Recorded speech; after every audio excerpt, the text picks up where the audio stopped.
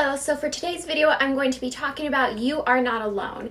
It is the pick for the Literally Dead book club this month, which is hosted by Books and Lala. So I read You Are Not Alone on my e-reader. It took me about a day and a little bit, only because when I was about 75% of the way through, I found myself a little disappointed. So this is an interesting book because on Wednesday's video, I referred to the fact that in today's video, I would be talking about You Are Not Alone.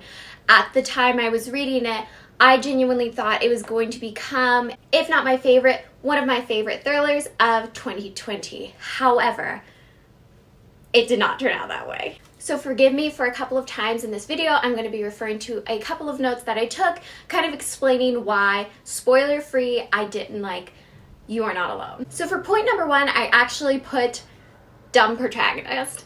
And I know that sounds a little bit harsh, but I struggled throughout the novel trying to come to terms with the decisions that our protagonist was making. Actually, I just realized I didn't even explain what this book is about. You're Not Alone centers around a girl that sees another woman named Amanda jump in front of a train and kill herself in her own life.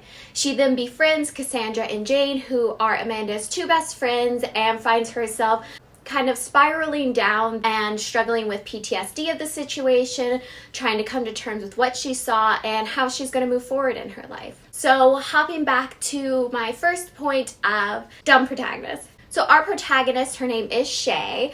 She sees Amanda jump in front of a train, and what follows is weird circumstances in which she befriends her friend. She has a likeness and similarities to Amanda. Oftentimes in this story, it was very difficult not to understand Shay's mindset, because I think that the two authors did a really good job of putting us into the very disheveled and frantic mindset of someone who seems to clearly be suffering from PTSD, which makes sense from what she saw.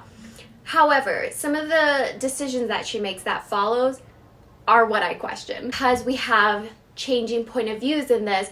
We have Shay's point of view, we have Cassandra and Jane's point of view, we jump to Amanda's point of view. And with all of those things, I feel like the authors had very clear distinctions between the voices, so that's good.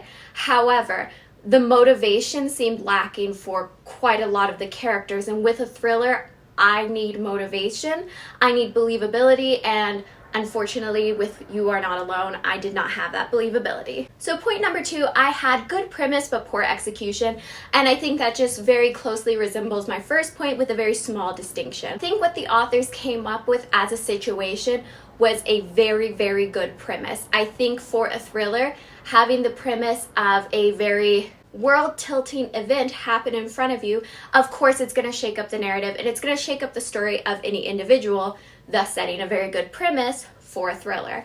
However, what comes after that? Poor execution. So putting the premise aside, it seems like there wasn't quite a lot of brewing in the think tank for what follows. A lot of it was happenstance, a lot of it was Shay's own naivety that led on to that, but then she was very suspicious in other ways. Her character of being withdrawn and suspicious and timid didn't really match up with a lot of what she was doing, though I did like the idea of her finally falling into this female circle and she was so excited to be a part of it. The believability kind of ends there into what follows, and I'm trying to keep this spoiler free. So my third point was the rest of the group, Cassandra and Jane, they have sort of a circle of female friends. While I thought Cassandra and Jane were very dynamic, I found the rest of the female circle more likened to caricatures of Sex and the City like women. We have the straightforward worker woman lawyer, we have the pop princess, bubbly, personable, we had the sleuth, Carmen Sandiego like woman, and for all of it, it just didn't work for me. If you're going to sell this believability of what Shay has fallen into, it just doesn't work when you are trying to build 3, 4, 5 dynamic characters and then you have a group of 5 that it kind of just felt like, who's the Samantha, who's the Carrie, it didn't read very well for me. I found myself kind of giggling at some of the reactions that some of the women had. I could almost verbatim tell you how every single woman was going to react for each situation. So the final point, and in my personal opinion, the biggest letdown for me in this novel was the direction in which the story took. So at the time of filming Wednesday, I had gotten to, like I said, around the 50% mark, and I thought that this story was going to be a tale of Shay cuckoo birding Amanda's life due to PTSD, which I think personally would have been a very interesting take. I think the believability would have been there.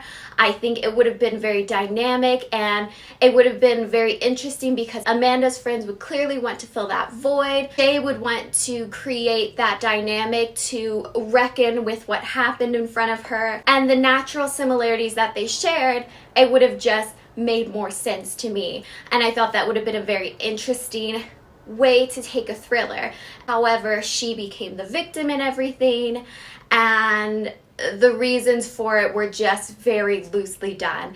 And one thing I really don't like in a thriller is it's very prominent in thrillers, but it's a secret identity. Someone throughout the novel is not who they said they were the entire time, but there's no hints dropped. So you as a reader, it seems like a twist that authors put in when they can't quite think of a different ending. Personally, when I read thrillers, I like to be able to read the twist and kind of slap myself in the forehead and say, oh, the clues were there, I just didn't piece it together. Those personally are the thrillers I like. I don't like to read thrillers that there's no way you can guess the ending. That being said, with You Are Not Alone, the antagonists in this might as well have been mustache twirling villains, and the twist for me fell very flat because it didn't really contribute anything to the plot, the characters, anything. So that wraps up my review for We Are Not Alone. No, that wraps up my review for You Are Not Alone. All in all, I think I gave it 3-star. It wasn't the worst in the world. It wasn't great. It was fine. Thank you so much for watching. If you'd like to subscribe, I make videos every Wednesday and Saturday, and I will see you guys Wednesday with a new video.